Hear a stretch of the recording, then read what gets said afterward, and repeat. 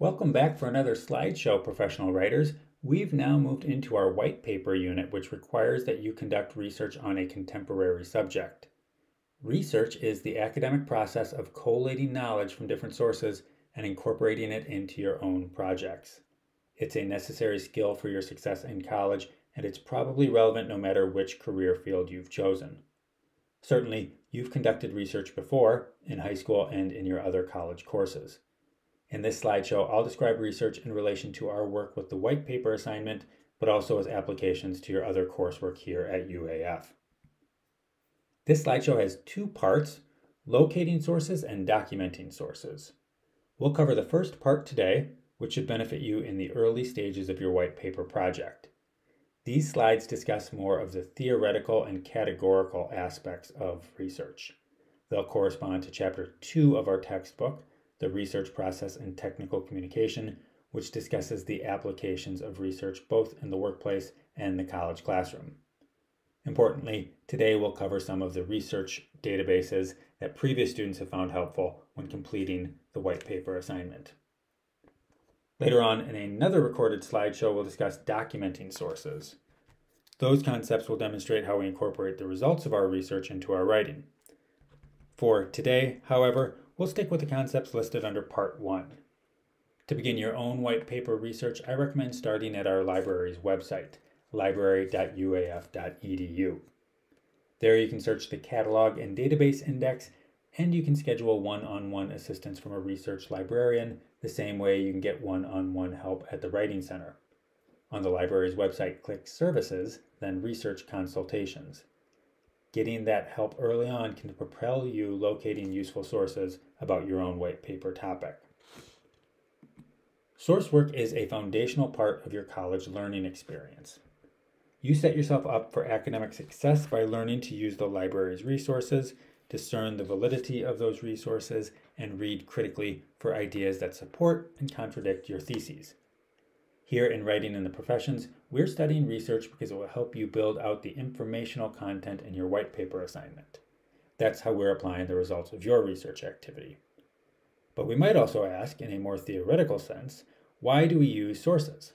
How do they benefit our writing? First off, some assignments require it. Our teachers make us use sources. That's because they don't want us building our papers entirely on opinions and speculation. Claims aren't worth much unless they're backed up by verifiable evidence, which leads to that second point. Sources allow us to build our arguments off the work of others.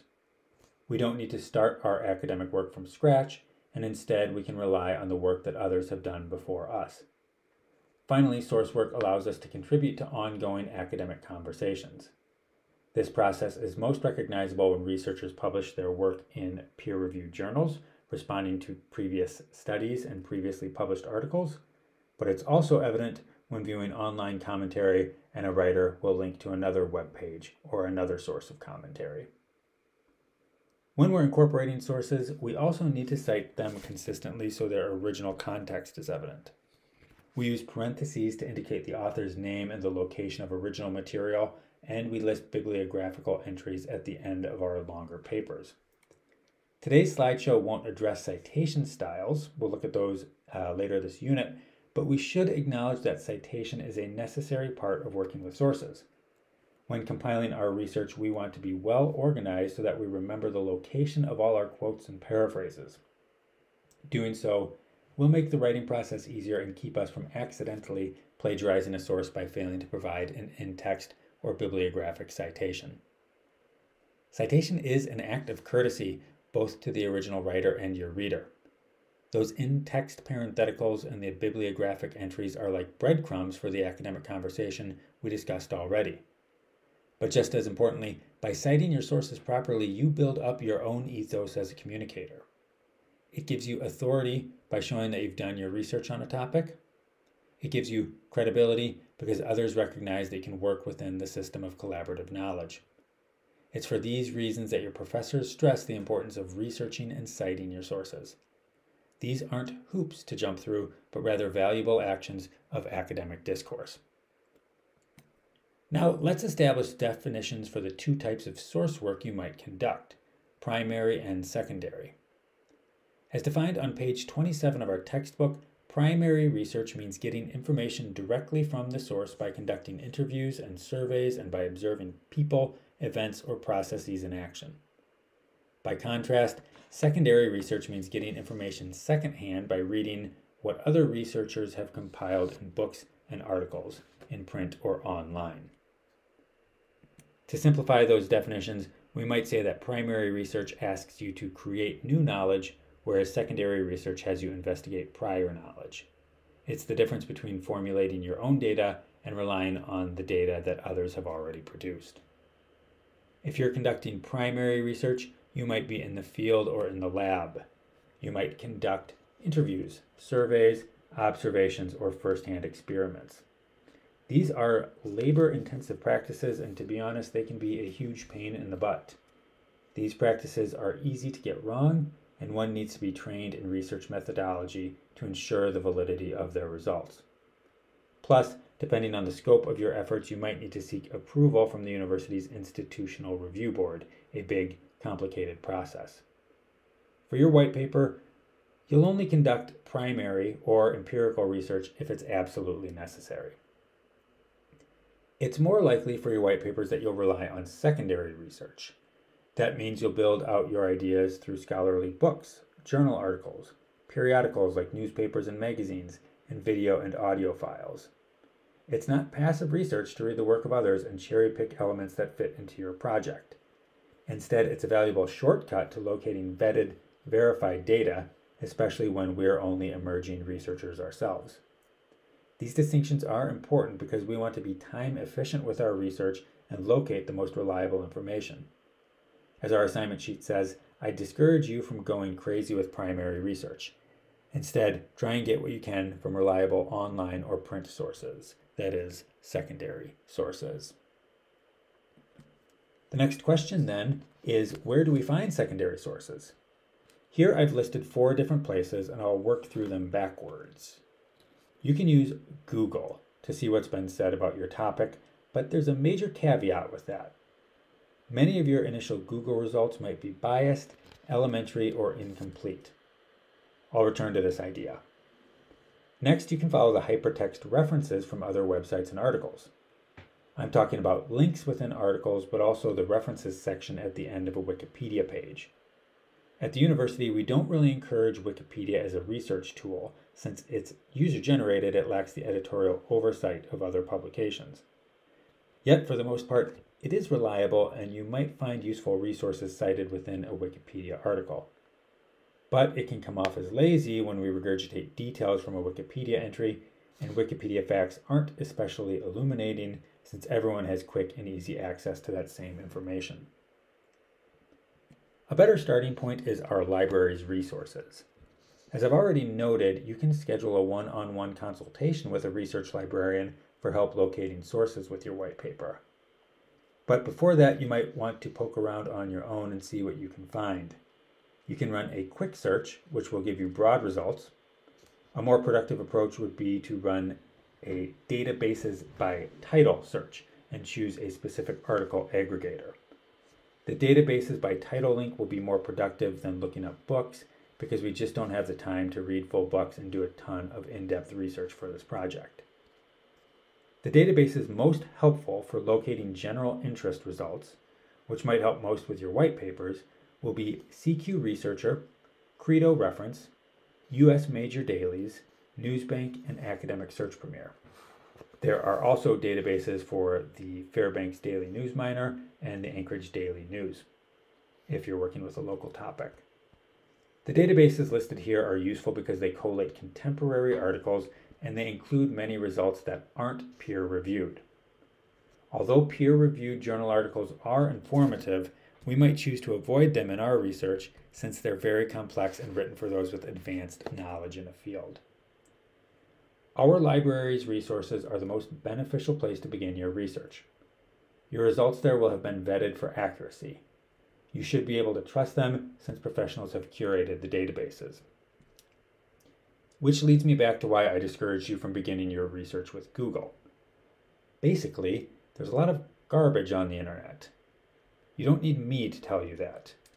Some of it's pointless, some of it's half-baked, and some of it is straight up untrue. Although I won't discuss each of these criteria in the text box, we can assess the credibility and usefulness of our sources by their publication venue, whether journalistic, nonprofit, or commercial, the author's credentials, the timeliness of its publication, how it incorporates evidence, any implicit or explicit biases, and the way advertising might intrude on the truthfulness of the article. That leads us to our next topic, which is fake news, or the intentional falsification of facts or information. Fake news might be careless reporting, or it might be part of an intentional misinformation campaign. However, in recent years, the term has shifted use, and now it's applied not only to bold lies on the internet, but also used to discourage any source with which a person disagrees. The best defense against fake news is a little common sense. You can recognize the most egregious falsehoods because they'll test credibility by their premise alone. Is Canada truly housing a secret stash of atomic bombs in the Yukon? Probably not, and if they were, it wouldn't be posted by a dude on his own personal blog. Recognizing fake news falls under the category of what we call information literacy, or the ability to identify, locate, and assess sources of knowledge. Spotting outright falsehoods isn't too difficult, but sometimes we might be lured into believing biased or slanted information. This can be a problem if we're researching a political, controversial, or sensational topic. It can also be a problem if your rhetorical purpose is to persuade rather than inform. Yet we might sidestep these problems with your white paper assignment, since our goal there is to provide an impartial summary of your chosen topic. If you choose a source that portrays your subject unfairly, you might undermine the entirety of your research. Our textbook discusses source selection on pages 32 to 33 in a section titled Strategies for Finding Credible, Reliable Secondary Sources. Suggestions there are similar to those listed in the criteria for evaluating sources text box on this slide, but they go into more detail. Our textbook assesses social media as a research source, noting that while it can be useful, we might use social media more as a starting point for gathering quotations and locating meatier secondary sources. Our next slide discusses strategies for organizing your thoughts as you compile your research. Yet the acts of reading and writing are tough to summarize since everyone's processes are different. The goal is to remain organized, stay a step ahead of the deadlines, and keep from needing to pull an all-nighter right before your final draft is due. First, I'd suggest printing your sources if you can. We read more carefully and retain more information from printed copies. That's because when we're looking at a screen, we're often multitasking. And when we're multitasking, we're never giving anything our full attention. But also, marking a printed copy is a tactile action that reinforces the content. When you highlight or write in the margins, you give yourself a spatial cue to reinforce that material. It's different from hovering your cursor over a passage or copying and pasting a section into your own document, which is a dangerous action that might lead you to plagiarize, intentionally or unintentionally. Next, you should summarize the main points from each article in your own working document. To summarize means to put the main points into a sentence or two of your own words. This action once again reinforces the information so you're less likely to forget it. It builds up your document so you won't feel you're starting from scratch when you begin writing. And it challenges you to think critically and interpret what you've read, which adds to the likelihood you'll draw connections among your sources. After that, you can retype the most important questions and statistical data from each source. Once again, by retyping that information, you place it directly in your document where it's more accessible when you write your draft. And by having those quotations already on the screen, you'll be able to move them around more easily. That's not to say you'll use every one as a full quotation. You might use only part, or you might paraphrase them. To paraphrase means to take an idea or passage from somewhere else and reproduce it in your own words. Paraphrasing is a legitimate way of working with sources, though we still need to cite the original source like we would with a direct quotation. Finally, I'd suggest keeping a working bibliography. It's easier to do that as part of your early writing process. Otherwise, you might be scrambling to relocate your sources, and you might fail to include one within your works cited or bibliography page. When that happens, you're in danger of accidental plagiarism or failure to properly identify your sources. You should be cautious about formatting issues when pasting in works cited entries you create online. Often the font type, color, and size will be different. It might have distracting markup language, and the line breaks or indentation might be incorrect. If you don't have access to a printer, the same principles apply. We want to be organized and thoughtful so that we don't create a mess of files that prevent us rather than encourage us from writing. Your process will be different from the next student's, and you can do whatever works best for you. But ultimately, there's no better strategy than getting an early start, sitting still, concentrating, and building up your draft piece by piece. We're at a point now where you're beginning to research and draft your white paper. It's a big project, 5 to 6 single-spaced pages, and it occupies almost 2 months of our course schedule. As you begin drafting your white paper, you might keep in mind these questions. Your topic should be relevant today, contemporary, not historical. And like before, we want to contextualize it according to real-world circumstances, with an identifiable audience and distinct purpose. Knowing your readers' needs and expectations can direct your work, for reasons we discussed earlier this semester. Your white paper should be informative, although it might conclude with some soft recommendations. You should partition it into sections, include selective functional images, and design your own data display or statistical graphic. You should cover your topic comprehensively so that your reader, a non-expert, will feel like an expert after reading your white paper. And as you conduct research for your white paper, you should be vigilant about the trustworthiness of your sources. You should assess them by where they're published, what they say, how they cite their own evidence, and whether they avoid biased reporting. If you use the UAF Library databases, you won't need to worry much about whether the source is reliable. There, your biggest challenge is sorting through all the information and determining which results are most useful to your needs. You can use internet sources for your white paper, but not every internet source is suitable. If you're struggling with your research, you might visit library.uaf.edu, click Services, and then Research Consultations. Then you can get valuable assistance from a UAF research librarian. And I'm always available by email and during office hours if you have specific questions for me. One final slide. In previous semesters, students have asked whether they could use opinion, observation, and experience in their white papers. The answer, in brief, is sort of. The guiding rule is that we want to maintain objectivity in our white paper. That means we avoid most first-person pronouns and opinion. When you give your opinion, you're telling the reader what you think, and you're demonstrating your subjectivity. The best reference for this topic comes from the chapter on technical descriptions, pages 206 to 207. Opinions aren't valuable because they often lack evidence. Anyone can feel one way or another, and that's a valid emotion, but it doesn't make for convincing argument. For instance, take these two sentences. The first one begins with a first-person pronoun and announces itself as an opinion, I think. It doesn't say much, and it unnecessarily makes the writer the sentence subject. The second sentence provides rationale for why global warming matters, because sea levels are rising incrementally each year. It's stronger, more assertive, and it makes what could be an opinion come off as a call to action. Both of these sentences use a plural first-person pronoun.